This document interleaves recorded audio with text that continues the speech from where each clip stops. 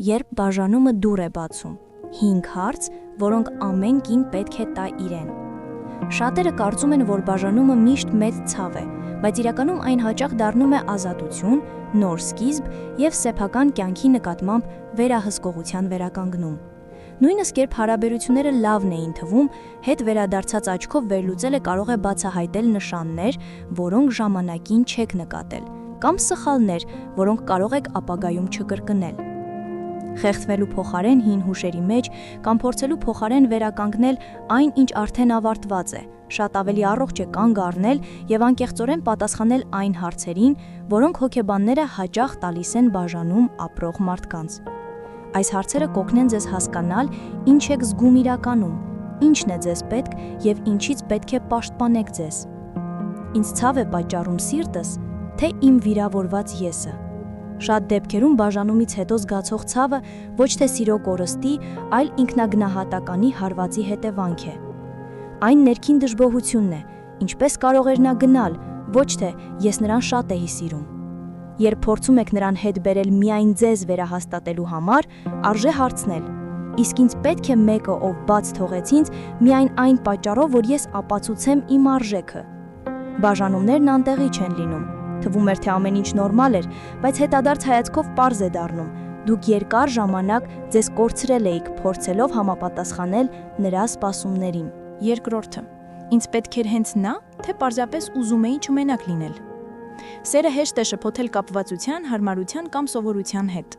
Շատ հավանական է, որ դուք պայքարում եք ոչ թե մարդու, այլ իրականության հետ կապ չունեցող իդեալական պատկերի համար։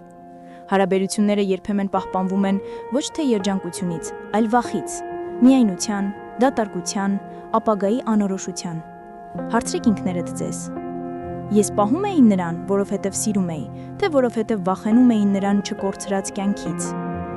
Եթե հարաբերությունները դարձել էին մշտական վեճերի ու դրամայի սկիզբ, ապա այնտեղ արդեն սեր չէր, այլ պայքար գոյատևելու համար։ Երրորդը. կկարողանայի նրան վստահել երեխայի հետ, թեկուզ ապագա երեխայի։ Այս հարցը իրականում վստահության եւ հասունության տեստ է։ Արդյոք նա այն մարդն էր, ում կարող էիք վստահել ամենաթանկը, ոչ միայն հաճելի երեկոները։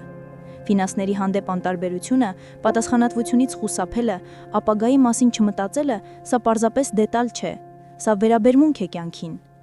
Մարդ, ով չի կարողանում կառավարել իրեն, դժվար թե կարողանա կրել ընտանիքի, ստրեսի, պարտավորությունների ծանրությունը։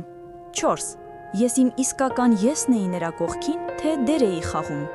Երբ հարաբերությունն առողջ է, դուք չեք ստիպում ձեզ այլ ձևով խոսել, հագնվել կամ մտածել։ Ձեզ չեն դարձնում լուռ, վախեցած կամ կաշկանդված։ Եթե ձեր մեջ մշտապես տպավորություն կար, որ քայլում եք բարակ սառույցի վրա,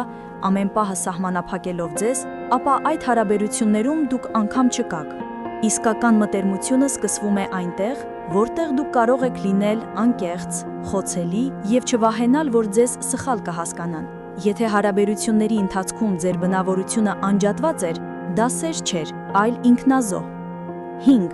Նա իսկապես ձեր մարդն էր, թե հաշտեցում միայն մենակ չլինելու մտքի հետ։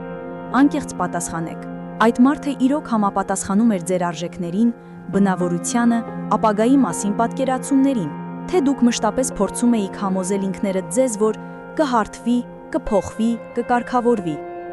Հույս ունենալ, որ մարդը կփոխվի, նույնն է, թե գնել փոքր չափի կոշիկներ, մտածելով, որ մի օր ձեր ոտքին կհամապատասխանեն։ Արդյունքում ցավը միայն մեծանում է։ Եթե հարաբերությունները ձեզ ուժ չէին տալիս, ձեզ չէին զարգացնում, եւ դուք ավելի հաճախ էիք հոգնած ու դատարկ, ապա բաժանումը պատիժ չէ։ Սա ազատում է ձեր կյանքում այն տեղը, որտեղ մի օր կհայտնվի ճիշտ մարդը։ Ինչու պետք չէ բռնել այն հարաբերությունները, որոնք ավարտվել են։ Բաժանումից հետո հինին վերադառնալու ցանկությունը նորմալ է, սակայն երբ աջակցությունը վերացել է, վեճերը դարձել են սովորական, եւ դուք ավելի միայնակ եք զգում, քան մենակ մնալիս, վերադարձը ոչինչ չի փոխի։ Դուք պետք է կենտրոնանալ ձեր աճի վրա, հասկանալ ձեր սխալները եւ մի օր կառուցել հարաբերություն, որը կլինի խաղաղ, հասուն, կապող եւ ոչ թե քաշող եւ քայքայող։ Հիշեք, ցավոտ հարցեր տալը դաժանություն չէ, դա հարդանք է ինքներդ ձեր հանդեպ։